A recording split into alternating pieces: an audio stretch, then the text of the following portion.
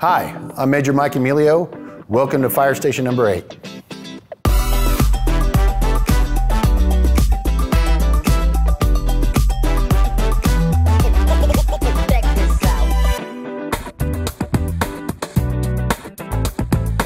Again, my name is Mike Emillio. Welcome to Fire Station number 8. We are at 1934 on Exchange Avenue.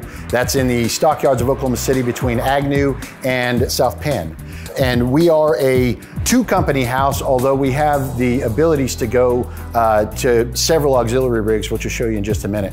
We'll start off with our engine. It's a Pearson Forcer, basically just like all of the other rigs in Oklahoma City. We've got a fleet of these wonderful rigs, and ours is doing quite well for us. There's really not much else to see about an engine that you haven't already seen on previous episodes, so we can move along. To start with, we'll just jump ahead to our dive, which is kind of the marquee piece at 8. We're the only fully equipped dive unit, and this being the dive van, we call it, is in a lot of ways unique unto itself. We have expanded the dive team to both 34s and 16s on the south side and north side for better coverage. They are dive equipped as well, but this is unique in that it is a fully functional dive rig with all of the necessary equipment. We'll start off with our roll up and just show you kind of our complement of gear. We've been lucky enough to have the introduction of these new BCDs, which are quite nice to use in the water. Our diving is unlike other diving in the sense that we're diving in blacked out conditions. It's not diving as you would in Cozumel. We're completely blacked out, and some would say it's like diving in chocolate milk. So we're lucky to be able to enjoy this equipment. This is kind of a dressing room. We'll have a couple firefighters inside as we're running down the road. They'll be getting ready. We use self-encapsulating dry suits. That's primarily what we dive in, because we're diving a lot of times for anything from weapons, discarded weapons, to vehicles that were stolen or otherwise lost in a lake or body of water, and unfortunately sometimes bodies. So of course we want to emphasize safety around the water and make sure that you're wearing your PFDs, your flotation devices when you're in and around the water. Of course, don't enter low or high water situations with your vehicle. This is a 4-wheel drive capable rig, and so we can take it off-road.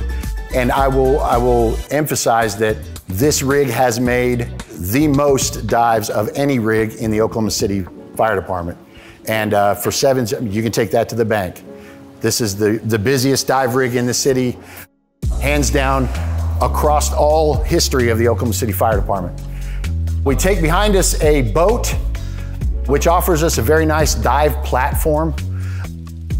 This is something that we've enjoyed a lot in the last few years. It was actually given to us by the police department when they got a new fleet of boats. We are currently in the process of developing and bidding for a new boat that'll take the place of this one. But in the interim, this has done very well for us. In the situations that we talked about where maybe that dive van is limited, we'll also run this 4x4, which is it's designated as 512. It is primarily a swift water vehicle, meaning it has a swift water boat attached to it, and it has multiple throw bags and PFDs. We have rope equipment for high angle and low angle rescues, as well as tying off our boat. We also will have throw bags and some lighting and things like that. But these are all in emergency situations where someone has been swept away in a waterway. Lightning Creek is very dangerous this time of year. There's in the spring especially. And there are some north side ditches and waterways that are very, very difficult. This rig will get us there and get us there in a timely manner to help effect a rescue if possible. Really, there's not much else to see. It's a big old Ford, and that's kind of what she is. You may have seen the brush pumper that was here and left on a fire alarm. They are essentially what any brush pumper is, with a couple of caveats. We also have a slightly smaller tank so that we can make room for a rolled up inflatable boat and also swift water equipment. So a diver at this station is a firefighter first and foremost, with EMS qualifications as any station. We are an ALS rig.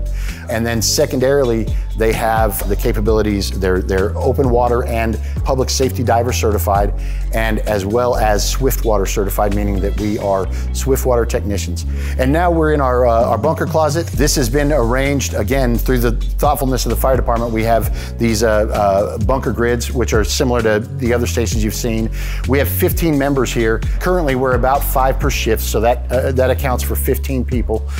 And the various, of course, you know the red, blue, and green. Today is blue. We also have a couple of members on the red and green that have canines, part of the USAR team.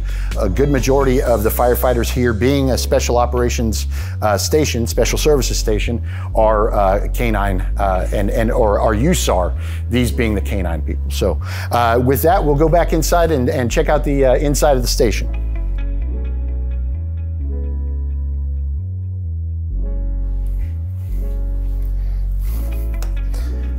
So this is our day room, like any other firehouse that you've seen, where we put our feet up when we have the opportunity. We do a lot of training at Station 8, and we try to stay active. We have, of course, 3 disciplines, 4, fire, EMS, and swift water, as well as dive. So we stay busy. We have a watch desk, which harkens back to the old times where we stood watch, and this offers an opportunity to look out the doors if they're open, to watch for members of the community coming in. And then we have our recliners here, which we have, again, we're really into diving. So we've got an all-time scuba sitter just in case we need one. You'll see him throughout the tour. Kitchen, like anyone else would expect. We are, again, staffed with 5, so this is plenty of room for us.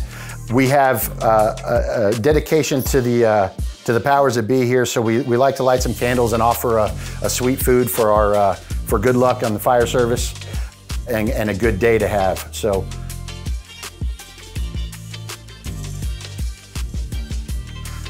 coming down the hall, we'll start off with the officers' quarters, a basic office for me, which I enjoyed, and also sleeping quarters behind the red dive door there. Study room off to this side of the door, and then one of the things that we're most proud about in our station is the fact that it's dedicated to a fallen member of the Oklahoma City Fire Department. So Captain Benny Zellner died on March 8th of 1989 in a house fire, along with 2 other members from Fire Station 21s. Since that time, Oklahoma City has really invested in just state-of-the-art personal protective equipment. We've enjoyed many, many years of safe, quality equipment because this unfortunate event brought it to the forefront that we needed that gear. Every March on the tour that falls around March 8th, Station 8's on the blue and Station 21's on the blue, we'll get together for a breakfast. So just as an offer to retirees or anyone who was involved in that event, we're happy to meet up with you. Just call the station anytime on the blue shift. We'll let you know when we're gonna meet up. We meet up for a little breakfast, have a little fellowship, and really try to celebrate these guys that perished and actually gave us so much as a result. We are one of the only stations, Station 8, that still has common bunk rooms and dormitory. It's a little unusual to see a dormitory like this anymore. Most of them are starting to partition off, but 8s, with the number of people we have here, still have, for the most part, an open dorm. Back out we go down the hallway, secondary locker room, and then we have a workout room. And again, Scuba Steve is doing all that he can to stay fit and healthy for us. So never underestimate a guy in a scuba suit. If you'll notice the upholstery on the door here, this used to be the upholstery room for 8s when it was first built. We used to take care of our own gear after fires and such like that. Any kind of wear and tear, those kinds of things. We took care of that stuff on our own, and this was the actual upholstery room where they did that. Firefighters of the time we're kind of cross-trained to do the upholstery work and keep our gear up in order. Currently, we're back out into the rig room, but currently our gear is done across the street at the old Station 8, which was built much earlier than this one, obviously. And they are the current laundry care and PPE repair shop for the fire department. And they do an incredible job of keeping the gear in order, in cleanliness, and safe for use again and again and again. So we do biannual cleanings for the entire department, so their plate is very full. That should take you all the way through Firehouse number 8. We've really enjoyed having you here. And again, we look forward to serving you in whatever capacity we can. Please understand that this is the job we do.